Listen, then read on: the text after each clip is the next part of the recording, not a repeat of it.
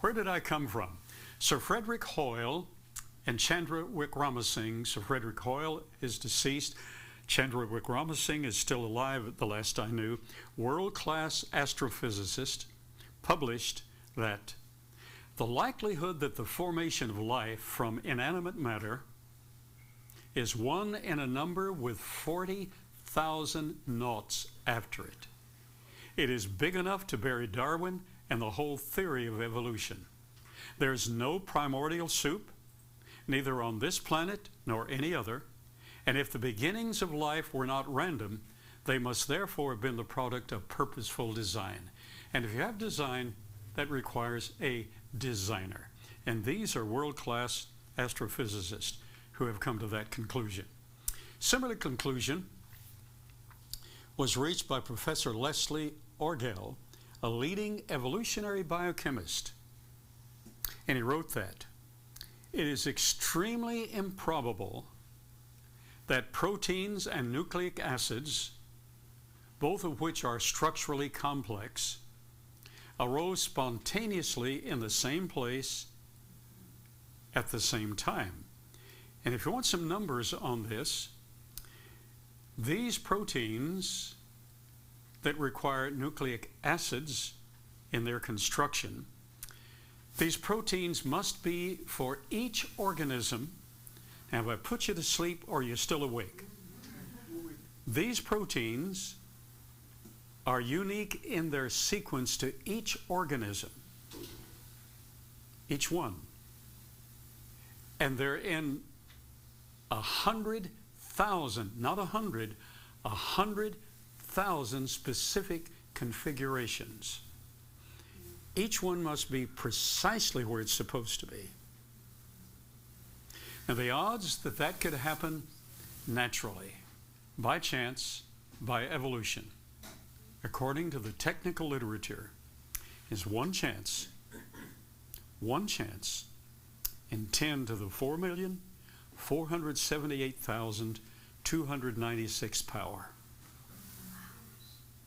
And David Bassett this morning, he's our statistician and research associate, confirmed that in the technical literature it's stated that anything beyond one chance in 10 to the 50th power has 0 chance of occurring. Well, let me ask you a very profound question. Is 10 to the 4,478,296th power bigger than 10 to the 50th power? Oh, well, sure. So there is no chance that those proteins in such a specific configuration in each living entity got there by random chance. And by the way, they couldn't just get there and wait for, they're made, of course, of nucleic acids. They couldn't just wait for the rest of the cellular structure to be in place. It all has to be in place, or they begin to deteriorate in a matter of minutes.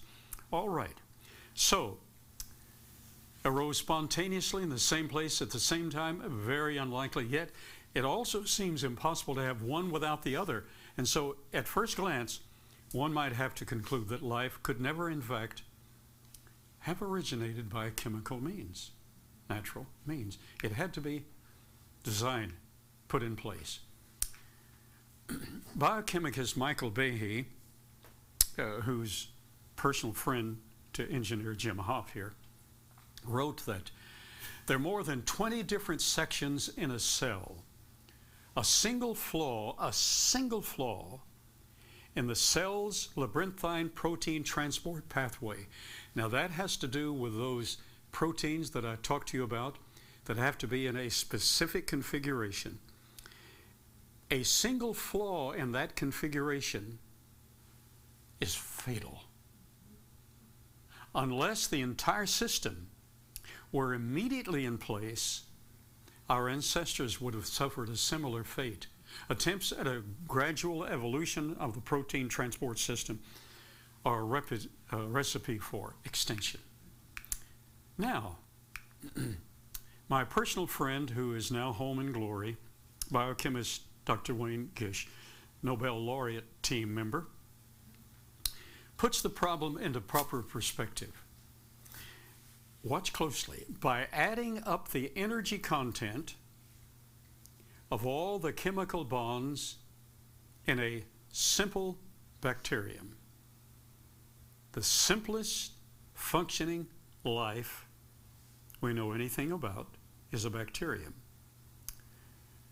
So let's take the simplest of the bacteria, and by adding up the energy content of all the chemical bonds in that simple bacterium and comparing these to the energy content at equilibrium of the constituent atoms from which they're formed, and otherwise they're ground state, just the chemicals, you can arrange those chemicals into a perfect cell, but it won't work. They have to be energized.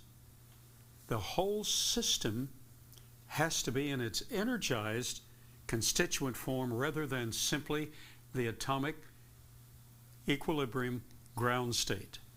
Morowitz, a leading evolutionist and atheist, calculated the probability of this cell to be, in other words, adding up the energy content of it functioning, comparing that to the energy state, ground state, just plain chemical state.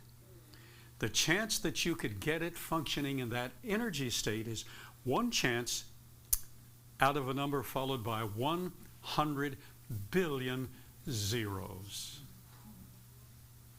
Are there natural forces at work that could enable this monstrous improbability to be overcome? Of course not, he said, and he's right.